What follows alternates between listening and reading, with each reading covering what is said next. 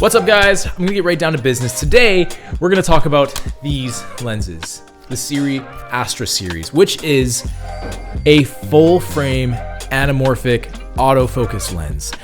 This is a game changer. Let me tell you why. So I know you're dying to see the footage, so if you want to jump to that, you can skip to the next section, but I think it's important to talk about the actual build of the lens itself and some of my first impressions. So if you get the full kit, there's a 50mm, a 75mm, and a 100mm lens.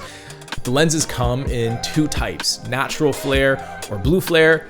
I chose the natural flare type because it's a bit less distracting than the blue, and if I do want to mix my footage with non-anamorphic footage, then the two will blend a bit better. But, you know, depending on what you're shooting and how stylized it is, both of those options could be something you'd have to think about. Overall, it's a pretty clean lens. It's not super light, but also it's not super heavy, whereas I had no problem balancing this on a gimbal with a Sony FX3, A7S III, or even the FX6. So the lenses do come in Z mount, E mount, or L mount. All of the three lenses are T1.8, which is pretty solid. The focus and aperture rings are very smooth. There's a custom button and autofocus and manual focus switch on the lens, as well as a clicked or deep-clicked aperture switch on the lens too. And of course, one of the main subjects of this, all of these lenses have autofocus. And I gotta tell you, it's actually pretty great. So throughout testing and shooting, I had no problems with autofocus at all. It was really prompt. And even when I had really bright flares shining in the camera, making a mess of things, it still caught me every time. So I shot this lens in two different scenarios. The first was a daytime scenario. I actually met up with my friend Cornelia. You should check out her Instagram. I'll link it below. She's really awesome. And we just kind of went for a test shoot with the lenses on a golden hour in the city. And I had no idea what to expect, but I was genuinely really impressed. It was a lot sharper than what I was expecting. Because it's anamorphic, I think I assumed it was gonna have a very characteristic look and really soft edges. This lens kind of finds a middle ground between that. It still gives you a lot of sharpness. It still gives you a lot of clarity. The colors are really accurate, but it still gives you also some anamorphic features. So it gives you a really cool mix, and it's quite versatile. Whether you're doing client projects or creative work, it kind of gives you a safe balance to go in between both of those. So as the sun started to set, we hopped on a ferry to cross this channel we were at, and I got to see the flares for the first time on the camera, and damn. They're beautiful. It looked amazing. The anamorphic flares do really deliver on this lens. So I'm quite glad that I actually went with the natural flares. I feel like with something like a sun flare, if it's blue, it is super cool and super cinematic, but if you're gonna mix that with other footage, not anamorphic footage, it might feel a bit weird. Then later on, we went to a boardwalk where you have a view of the entire city behind you and super beautiful. Here, I slapped on the 75 and did some more kind of portrait work, tighter stuff. I found that the separation was amazing. The colors matched perfectly with the 50. And overall, I felt like between those two lenses, I was able to get a lot of really aesthetic shots, and of course, the colors matched perfectly. For the night shoot, I met up with Chris, who you already know from this channel, and we just shot a quick couple scenes to see how the lenses would look.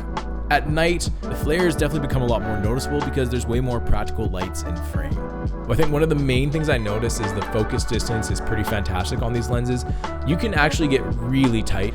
Floating it on a gimbal, guys, it's not that heavy. It's super smooth, it balanced perfectly, and we didn't have any issues. We ran gimbal pretty much the entire night. Jumping between the different lenses wasn't hard. They're about the same weight, so when you are on a gimbal, you can just switch the lenses out. You don't need to rebalance.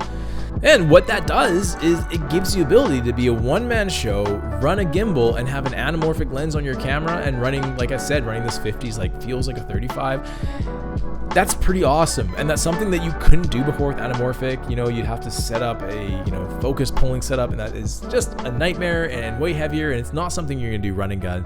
So this is really cool.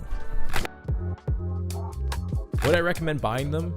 I would. Anamorphic is a commitment. It's obviously different. The framing's gonna be a little bit different, things like that. If you're looking for a die-hard kind of classic style anamorphic lens that's gonna give you really soft edges and all these artifacts, then this probably isn't the lens for you. But if you're looking for something that's balanced and in the middle and gonna be practical across a lot of use cases, these lenses are awesome. But once again, the autofocus, you're not really gonna find that anywhere else. So it kind of puts you in the boat that this is your best bet if you're a one-man show, or if you want to be able to run and gun with this thing, or if you just want to move fast and keep it anamorphic, this is your lens. things to watch out for. They're not tiny lenses. I mean, they're fairly large and they're decent weight compared to the average anamorphic lens. Obviously, they're tiny, but compared to your average lens, they're sitting kind of in that middle to large category. So I have no problem balancing this on my gimbal, but if you're working with a really small gimbal, you know, you might want to consider whether or not these lenses would balance with your camera. If you have a really small camera like the ZV-E1, this is going to be quite a large lens relative to the camera, but you know, it just matters how much that stuff matters to you. When it comes to anamorphic flare, I mean, you get to choose between the blue or neutral. If I was to give a word of advice, personally, I think the neutral is a bit more practical for my use case. If you're someone that's shooting a wide range of stuff, then neutral might be a bit of a safer bet. But if you're really going for the anamorphic lens look and you know everything you use this for is for that classic anamorphic vibe, then the blue could be your thing. So I hope you enjoyed these videos along with our adventures guide. And if you have any questions about these lenses or my experience with these lenses, or any recommendations of things you want me to cover next, like our editing workflow or color grading, let me know in the comments. I'm super happy to talk about it. Anyways, peace.